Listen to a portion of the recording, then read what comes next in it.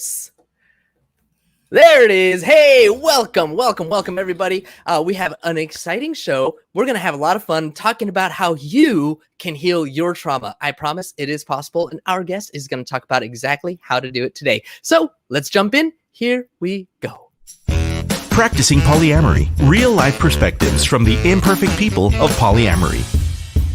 The mission of the Practicing Polyamory podcast is to provide a platform for all of the real-life, flawed humans that practice polyamory so that we might all learn from one another and grow as a community. Enjoy the show.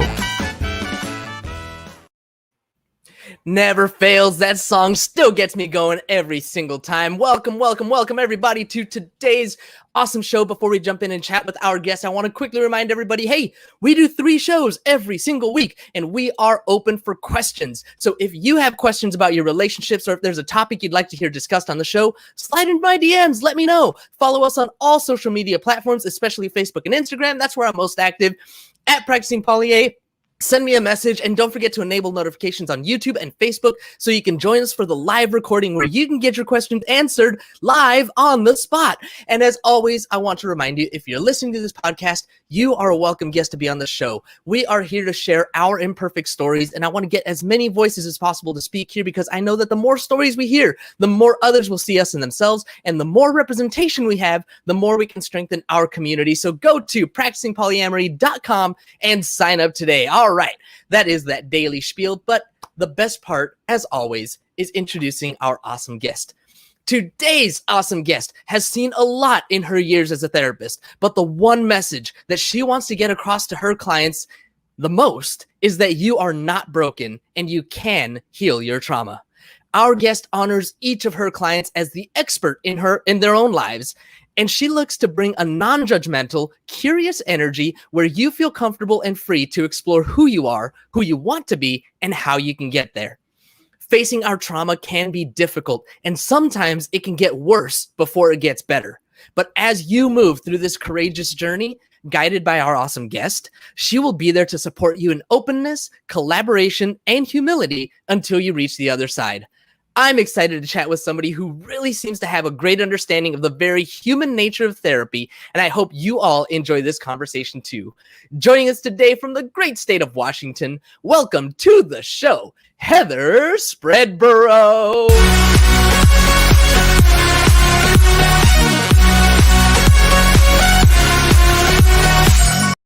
It's all about energy. Heather, welcome to the show. Thank you so much for hanging out and spending some time with me today. Thank you so much for having me on.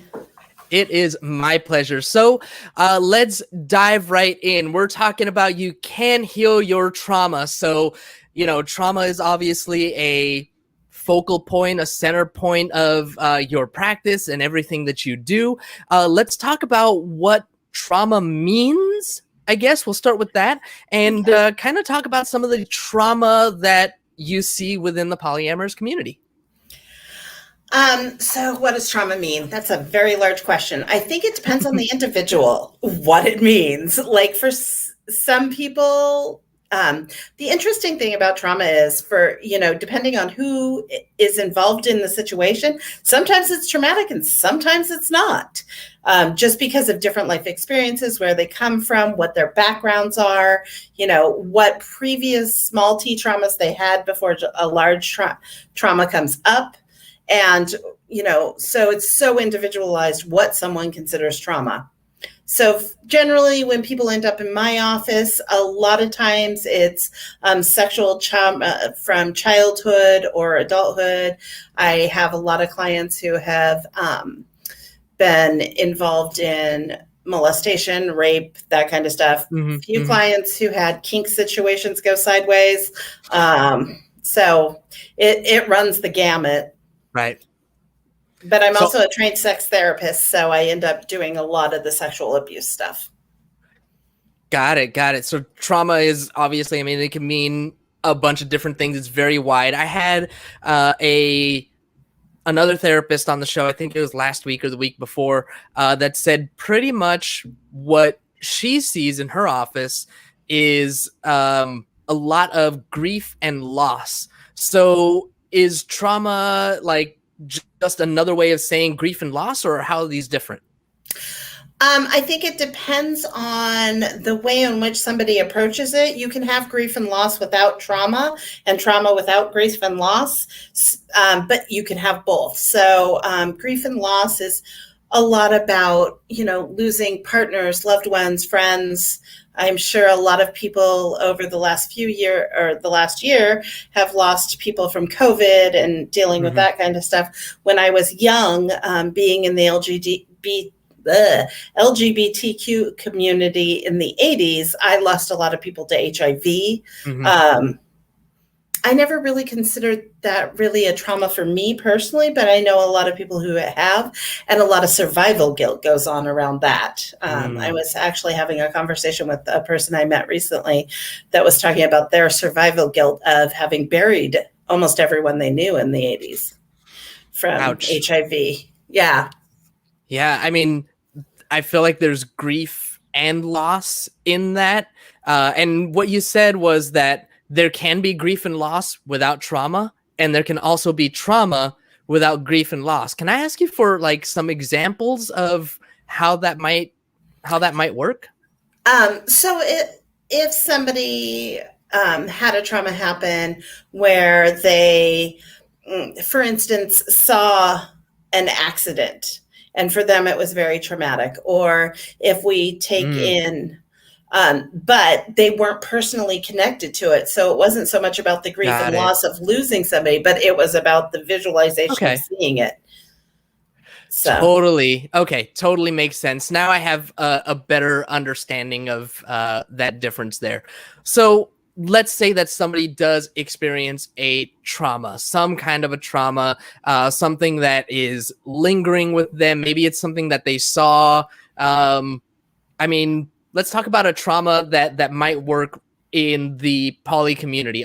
There's a lot of overlap between poly and kink. And that was something that you brought up, a kink situation, BDSM situation that goes awry, right? Maybe somebody doesn't respect a safe word. That's probably the most common thing, would be my guess. Yep. So somebody is traumatized. Can you kind of give me a story, right? Let's hear a story. Maybe not specific, but specific enough. Let's hear a story of somebody's trauma and how they can overcome that. So I had a client who had an incident where they realized that they were not comfortable in the situation they were in during impact play, and they called their safe word, and the top did not stop. Like, hit him a couple more times before they finally got out of it. So that would be a place where they had, lost their agency at that moment in not calling their safe word. So we were working on some other traumas, and through working on those traumas, this one happened to come up. So we ended up processing it around they weren't safe. So a lot of times, because I do EMDR, which is eye movement desensitization and reprocessing. Say that one more time. Sorry. Eye movement desensitization and reprocessing. Eye movement desensitization and reprocessing. Yes. Okay.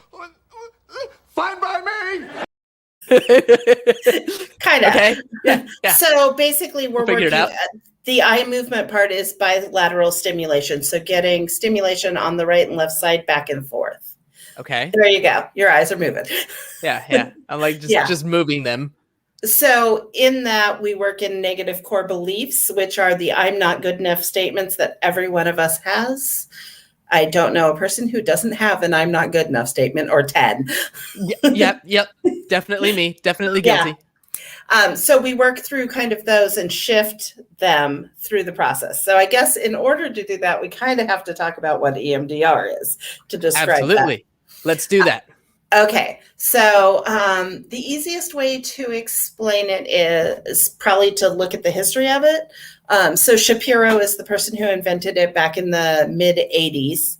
And she had cancer at the time, and she went for a walk. And while she was on a walk, she realized at the end she felt better, and she was thinking back over what was different about this. And she realized her eyes were moving back and forth as she went on this walk, checking out the trees on either side of the path. So she went for another walk with another thing that was bothering her. And at the end, she was feeling better. So then she basically went to her group of friends and told them about it and found that they couldn't move the eyes the way she was doing it. So she developed waving your fingers back to get people's eyes move right and left. Okay, my doctor does that to me, to make sure that my eyes are working, right? Yes, but this is a little different because we're doing it in a targeted way. So basically... And remind me one more time, it's eye movement, desensitization, and... Reprocessing. Got it. Right. So basically, she set up a modality and then practiced on people who had been in Vietnam.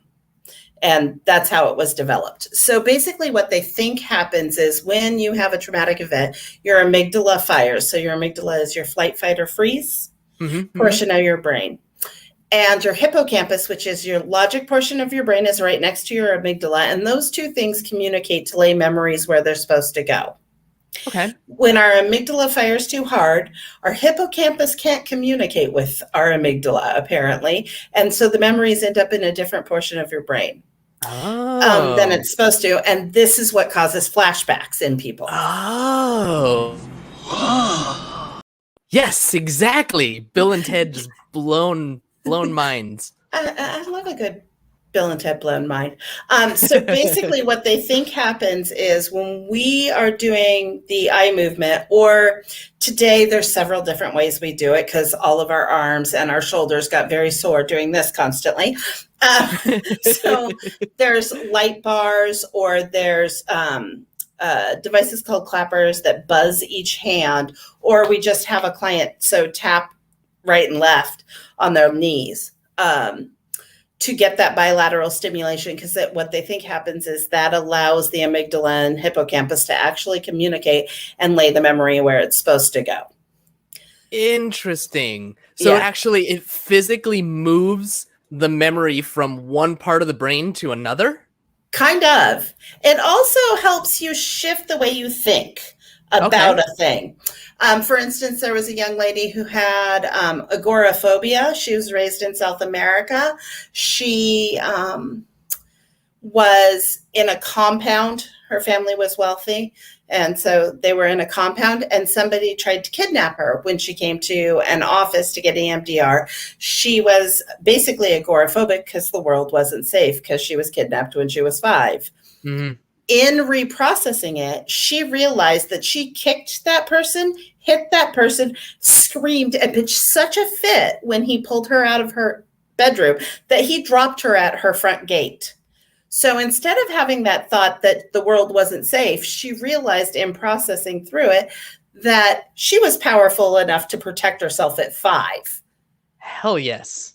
Yeah, so that's the kind of stuff that kind of happens in EMDR. It takes it from one space to another, and you kind of put different meaning to it. It also lowers the amount of emotionality behind it, which is why I do trauma work with EMDR instead of anything else, because it basically is the fastest way to move stuff out of the body.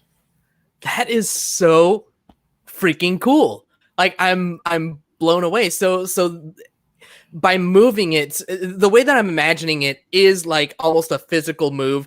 It's you got all these synapses in your brain, right? And the synapses that are connecting the bad memory, whatever, you're like reprogramming it to like work with some other synapses over here that gives you a different way of looking at that same situation. And that's just that's incredible. Yeah. I wasn't aware that was something a person could do. Bravo. My little musical heart loves that. Oh, yeah. Oh, I'm a big fan of Hamilton. And so every time that plays, but it hasn't played quite like that. So good job at Business Bros Pod, our producer. Awesome guy. My brother. Okay. So we have our memories being reprogrammed in our brain, and that's how you are helping people to overcome trauma. I mean, how long does the process usually take? I'm assuming it's not a one and done. I'm gonna be in your office for 2 weeks and boom, that's it, right? Not usually. If there's like a single incident trauma, somebody doesn't have a lot of history, you can do it fairly quickly. Most people, by the time they land in my office, have a long history of trauma. So it's very dependent on a couple of things. The first thing is, if you're going to do this kind of work, you 100% have to trust the therapist and the process. Because of a couple of things. First of all, you need to be open and tell the therapist what's going on in you, physically, mentally. And the other part of this is one of my clinicians, I'm a supervisor too, of clinicians. And one of them said it the other day. I talked her into going to learn about EMDR, and she was telling me, she's like, it's like voodoo magic, but I got to find a better way to say that. I'm like, sometimes I do say it's kind of like magic. Nice. I love it. So I've had clients take as little as 3 months and as much as 2.5 years. Okay. So it just depends on the level of trauma, how long it takes you to trust a therapist. Some people walk in my office ready to rock and roll, and we're done in 6 months. Other people walk in my office, they've never been in therapy before. They're not terribly fond of the process, and it takes them a while to get to know me, trust me, and kind of move through it. So it's depends. 60% of the time, it works every time. Every single time. Every single time. Yeah. I love it. The times when EMDR doesn't work is A, if a client is not quite ready for therapy, or B, if they don't trust the therapist. Okay. I've had a couple come in and be like, yeah, I just really didn't, trust my last therapist. I'm like, okay, so let's take it slow, get to know each other, really build rapport, and then go. Ah, well, I was going to go one direction, but let's talk a little bit more on that. So building that trust with a therapist who is approaching therapy from an EMDR standpoint, if I am looking for that therapist, if I'm looking to get the EMDR therapy and I need to learn to trust my therapist, what are some things that I want to ask? What are some things that I want to look out for? The first thing I would ask around, if we're dealing in polyamory, I'm going to say, in order to trust that therapist and not have them break rapport, really making sure they're the kind of therapist who's going to support you in that relationship, instead of the kind of therapist who's going to be a judgmental jerk and basically be like, I don't think that's healthy. Right. Which I have heard. I had a client break in tears the other day because I asked their pronouns, which frightened me, that there are therapists out there who are not taking the time to even ask that question. Deep breaths. Yes. That's not how it works. That's not how any of this works. Exactly. Right. Yeah. So new world. If you are trans, or even questioning, ensuring that your clinician, because I've seen people be in EMDR therapy and come out as trans to their therapist and have their therapist misgender them the rest of session. So if you have any of those kind of things, checking that first is really important, because it kind of layers on top of already being traumatized, already having to build trust. Then you put in a marginalized community, and that puts a whole nother layer on it. Yep. Absolutely.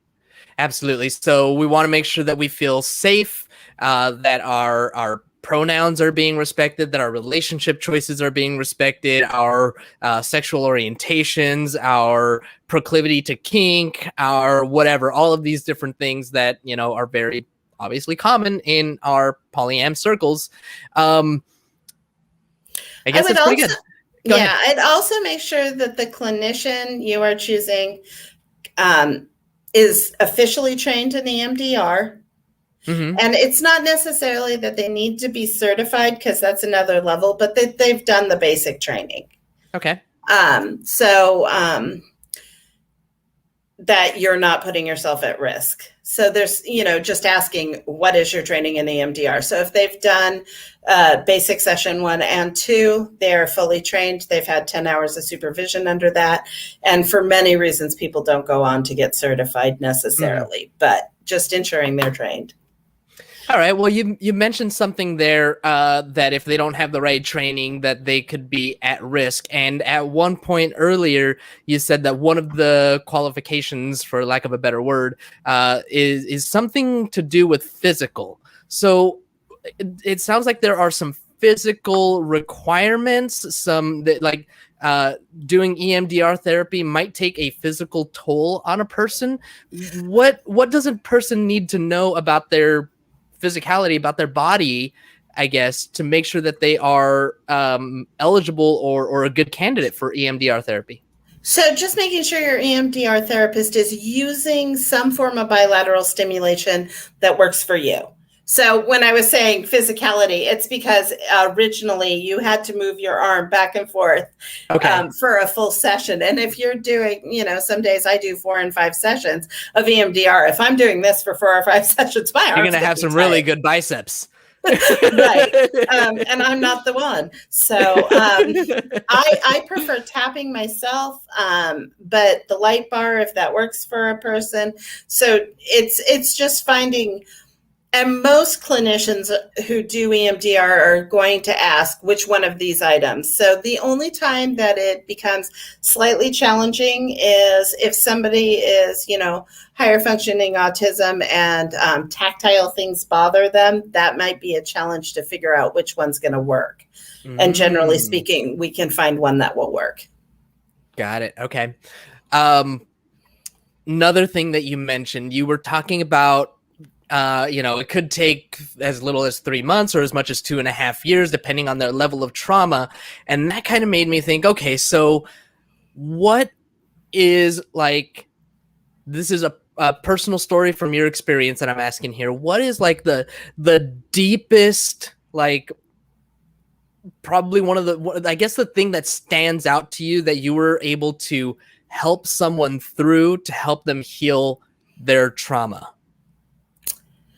I think looking at people who had multiple neglect in their childhood, along with sexual abuse from people in neighborhoods, and being able to fully work through all of the triggers that came up for them sexually when they are in polyamorous relationships, and being able to kind of learn how to even communicate a trigger to their partners and communicate what to do if they are triggered, and how to see the triggers, to give them language around that while they're processing through it, and then get them all the way through it. So recognizing triggers, working through triggers, and being able to come out of the other side without having resentment, anger, all these other things towards the person that triggered them. Right. So a lot of times what I'll have clients do is I actually have them write a user manual. Okay. That covers all sorts of things. What their likes are, what their dislikes are, what their hard yeses are, what their hard no's are, what their maybes are, what to do if they're triggered, what it looks like when they're triggered, aftercare plans, all of that, regardless of top, bottom, whatever. That way, when they get it, what their love languages are, how they communicate with people, that way, when they get in a relationship, they can be like, here's information. Let's make this easy. Oh my gosh, sign this contract. Here you go. Oh, wow. This is good stuff. So interesting. I mean, in a lot of relationships, especially DS relationships, there are those kinds of contracts, so to speak. So and this is not so much about a contract, but more about having language around who you are as an individual, as a sexual being, as a poly being, as a kinky being, just so that everybody's on the same page. In writing it out, I mean, some of my clients will hand it to other people. Some of them will that's the process in which they get the language. Right. To be able to do that, especially for those people who are raised AFAB, the world's not great about allowing for sexual freedom in communication and teaching it. What do you mean by that? I think a lot of times when you're raised in a female body, there is a shame that is put on you around sexual communication. So a lot of times people show up without even a voice in how to discuss what they like, what they don't like. Like they haven't been empowered to do so. So Got this is one way to empower people to be able to have the conversation comfortably, is to get it all written out. Got it. Yeah, no, I imagine there's so much power in words, right? You can see my board up here. I've got some stuff written down, and it's just because when I write something down, it gives it a realness, I guess. Like it becomes more real. There's what's the word that I'm looking for? There's a concrete, like, I have to get this done. I have notepad upon notepad, like I'm writing all the time. And so when He ain't lying. exactly. And so when I take the time to write down all of those different things that you mentioned, my hard yeses, my hard no's, my love language, like all of these different things, it gives me the power of knowing myself better. And that empowers me in my relationships to ask for the things that I want, ask for the things that are important to me, and know when I'm not getting those things. Yeah, 100%. And I think that communication portion, I mean, my running joke about polyamory is those of us who are involved in it have a kink around communication. Yes, agreed. So, I mean, just being able to and a lot of times when I'm working with couples who are opening up their relationship, that's where a lot of the work is, in just learning how to communicate what the feelings are, the differences between jealousy, envy, and surprise that we all kind of lump into jealousy, all of that kind of stuff, and being able to put language around it so you can freely have the discussion and not have shame and guilt and miscommunication shoved on top of it. So, and when you're dealing with people who have trauma on top of that, there's a chance you're bringing up those old things.